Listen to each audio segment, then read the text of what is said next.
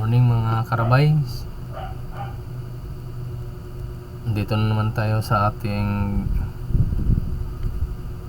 circuit diagrams.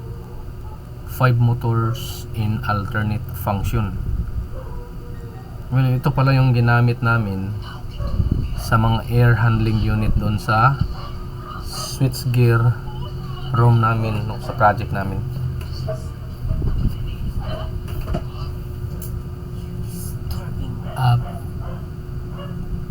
Ginawa na namin to noon, pero pagaganahin natin, subukan natin pagaganahin dito sa Floyd Sim circuit simulator natin. Ito yung sa AutoCAD. From AutoCAD drawing, dadalhin natin dito sa sequential or sa Floyd Sim circuit simulator kung gagana ba. Although gumana na to noon sa projects namin, pero titingnan natin kung talagang itong circuit diagram natin from AutoCAD gagana ba talaga dito sa Floyd Sim simulator natin or sa circuit simulator natin. Ito yung ano natin ito yung diagram from AutoCAD, schematic diagram to. Meron tayong 5 mga magnetic contactors na nagko-control sa mga motors natin or sa sa project namin. Kinokontrol nito yung air handling units or AHU. AHU ang kinontrol nito. Ito yun, yung power circuit natin. Ito, motor lang nilagay ko dito, pero bahala na kayo kung anong gagamitin nyo dito. Alternate function to, 5. Depende na sa oras kung gaano katagal nyo ito i-on or pagaganahin at gaano katagal to nyo i-off. So subukan nating i-run dito sa Floyd Sim simulator natin para malaman natin kung itong circuit from AutoCAD gagana dito sa simulator natin. So press nating play button, then next is start. By the way, sinit natin yung timer natin 15 seconds lang dito for this purpose, no, sa demo natin. Pero sa actual ninyo, sa actual na gamit, pwede nyo to i-set let's say 4 hours or 3 hours ang function ng bawat motors or bawat AHU or bawat air conditioning unit niyo.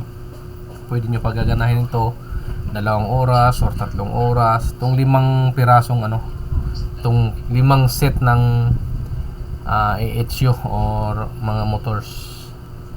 So bawat isa gagana as I said for this purpose 15 seconds lang muna ito. Okay, start natin.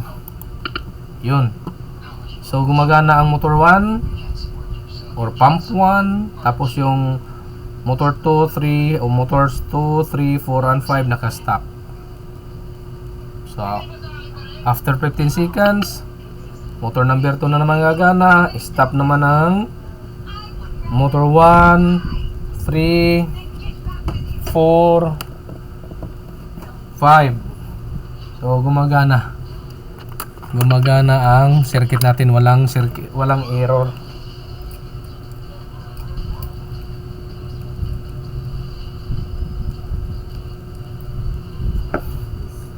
Yun. Ito. Yan. Circuit number 4 na tayo or motor number 4 ang gumagana ngayon. So naka-stop ang motors 1, 2, 3 and 5. So makikita nyo dito naka-stop. Gumagana ang 4. Yan. Motor 5 na naman ang gumana. Stop ang motors 1, 2, 3 and 4. So depende na sa time settings niyo. Pwede niyo i-set sa 5 or 3 hours, 1 hour kada isa or bawat isa. Pwede. Kayo nang bahala sa time settings ninyo sa timer ninyo. Maganda to, madaming gamit to. Basta sa project namin noon, ang gamit namin dito yung air handling unit sa switchgear room namin to nilagay. Dahil sa Saudi napakainit. So, kailangan ang switchgear room laging malamig ang temperatura. Kaya salitan tong 5 AHU doon. Nung dinisign ko to, salitan to. Every 2 hours, 3 hours, 3 hours ang gamit namin doon. So, ibig sabihin, kakarelax yung ibang mga units. Hindi masyadong babad. So, ito yon, may magnetic contactor ang bawat motor. At the same time, meron din tayong overload. Yan. Magnetic contactor, overload, magnetic contactor, overload. Meron ding main circuit breaker dyan. At saka, nakokontrol din natin to sa pamamagitan ng stop-start natin na diagram ito. Stop-start to. Kasi pag hindi natin nilagyan ng stop-start, pag on ng breaker ninyo, or main breaker ninyo, or main control breaker, or ano bang tawag doon, gagana na agad. So, hindi natin makokontrol.